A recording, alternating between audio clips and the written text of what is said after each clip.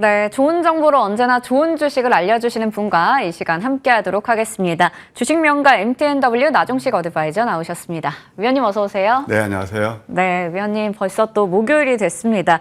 저희가 월요일과 목요일에 함께 전략을 세우면서 종목에 대한 이야기들 좀 나누고 있는데요. 우선은 저희 이번 주 좀 방어적으로 시장 대응하고 있거든요. 네. 실적 시즌 계속 이어지는 만큼 좀 거기에 주목을 하지 않나 싶은데 나름 이번 주 또 월화수 좋은 수익을 안겨준 종목들이 있었습니다. 네. 남은 이틀은 또 어떻게 대응하면 좋을까요? 예, 뭐 지금 장이 지수와는 별개로 개인 투자들이 굉장히 대응하기가 어렵지 않나 그런 생각이 듭니다. 소위 말해서 지수 왜곡 현상이 일어나고 있다는 걸 다 아실 거예요. 까다로운 장이다 이렇게 말씀드릴 수 있겠고요. 제가 이제 이번 주는 좀 방어적인 전략이 좋겠다라는 말씀을 드렸었잖아요. 예, 그 이유는 바로 그동안 이제 상승이 많이 일어났고 어느 정도 이제 숨거리가 일어날 수 있는 그런 구간이었기 때문에 그렇습니다. 일단 그래도 성장주 랠리는 지속되고 있다 이렇게 말씀드릴 수 있겠고 또 성장주 내에서도 굉장히 빠른 흐름이 일어나서 그 차별화 장세가 일어나고 있다 이렇게 한마디로 요약해 드릴 수 있겠습니다. 그럼 이제 목요일 날 금요일 날 전망, 그러니까 오늘하고 내일 전망 어떠냐? 역시 방어적인 그런 스탠스가 좋을 것 같고요. 특히 코스닥 같은 경우는 아까 말씀드린 대로 그 지수가 지금 왜곡 현상이 일어나고 있고 지금 또 단기간에 적산배에 나오고 있거든요. 일간 차트를 보게 되면 경계 모드가 맞지 않나 그런 생각이 듭니다. 그러면 한번 차트를 통해서 하나하나 한번 살펴볼까요? 이게 이제 코스피 차트인데요. 코스피는 방어 전략이 역시 맞았죠. 예, 그러나 이것은 이제 숨고르기 정도로 보고 대략 코스피에 우리가 이제 추세가 훼손되지 않는 범위는 대략 2,575포인트 여기만 지점은 될 것 같아요. 이제 문제는 코스닥인데요. 코스닥을 보시게 되면은 지금은 상당히 강한 흐름을 보이고 있다. 이게 바로 적산병이거든요. 제가 이 시간을 통해서 여러분들께 말씀드렸던 것이 빨간색이 쓰는 이게 여기서 따라다니는 게 아니고 일부 수익 실현이 좋겠다 그런 말씀을 드리잖아요. 오실레트가 100에 육박하고 있습니다.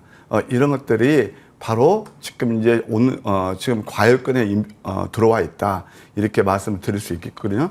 그런데 역시 성장주가 역시 괜찮은 흐름들이 나타나고 있다 그런 생각이 드는데 아까도 이제 우리 AI에 대해서 의료 AI에 대해서 말씀하셨잖아요. 네. 정코너에서 사실 의료 AI에 대해서는 제가 6월 24일하고 그 다음에 또 바로 지난주 토요일 날 의료 AI를 보셔야 된다라고 말씀드리면서 3인방 뭐 잘 아시겠지만 루닛, 뷰노, JLK 이런 것들을 말씀드렸거든요.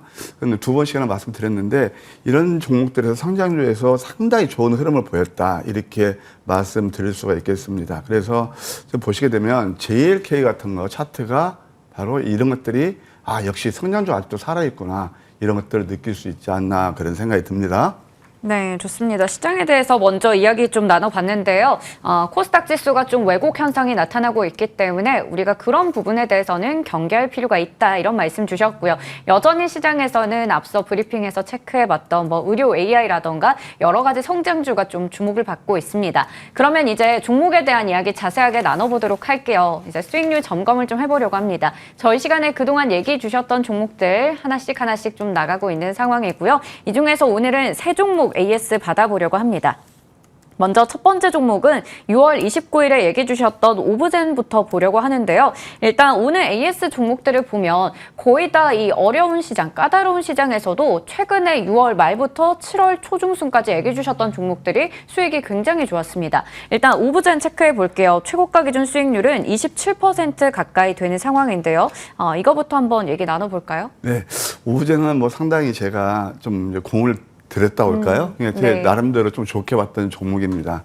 사실 이제 AI에서 의료 AI가 지금 탑픽으로 시세를 내고 있는데요. 이제 오브젠 같은 경우는 결국은 지난번에 이제 뭐 마이크로소프트 AI 그런 모멘텀도 있고 실질적으로 네이버 클라우드에서 지분 한 7% 정도 가지고 있거든요. 예, 그리고 이제 좀 있으면 또 8월 달에 또 신제품도 나옵니다. Q, 그것이 나오는데 그런 모멘텀이 계속 살아있다. 제가 이 종목을 주목한 건 바로 이겁니다. 81,000원짜리가 35,000원대까지 떨어졌으면 낙폭 메리트가 있잖아요.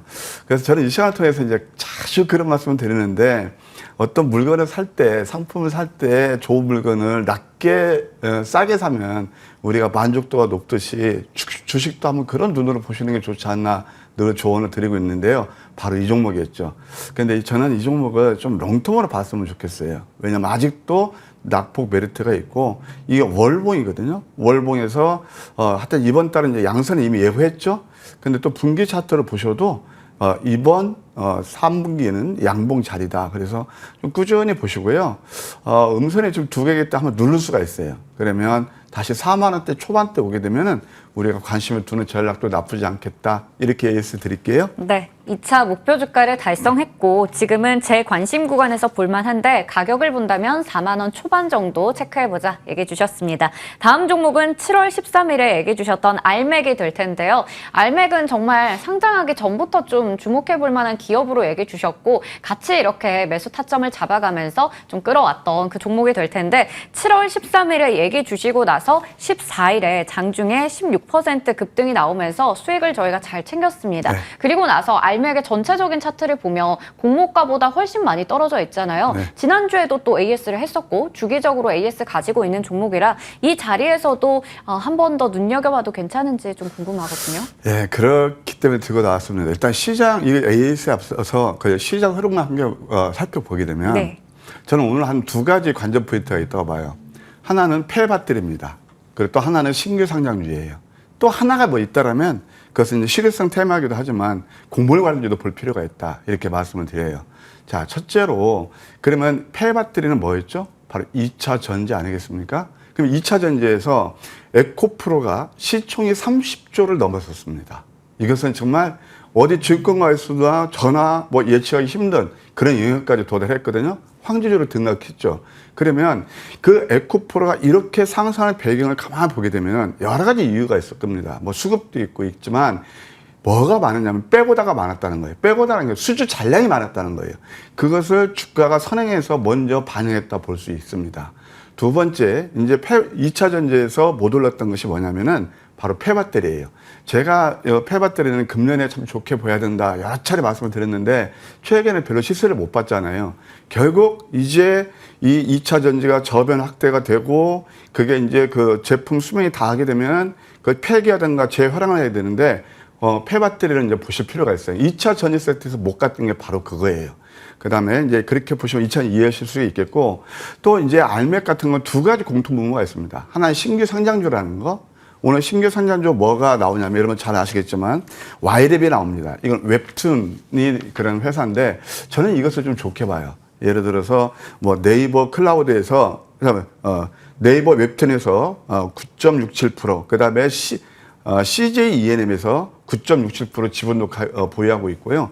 공모가도 그렇게 높지는 않은 것 같아요. 이런 것들처럼 그러면 이것이 두 개의 흐름이 좋다. 폐배터리하고 신규 상장이 좋다. 그러면 알맥이 공통적으로 적용되지 않나 생각이 들어요. 한번 차트를 보실까요? 알맥은 1조 5천억의 빼고다를 가지고 있습니다. 아까 말씀드린 대로. 기술적으로 봐도 고점 대비 거의 반토막에 오고 있어요. 이게 노란색 부분에서는 저는 이제 매수 영역이라고 말씀드렸잖아요. 지속적인 관심이 필요하다. 뭐 한 12만 원까지, 11선까지는 크게 저항 없이 갈 수도 있겠다 생각도 들어요. 주목을 보아도 이번 주는 양선 가능성도 열어둘 필요가 있거든요.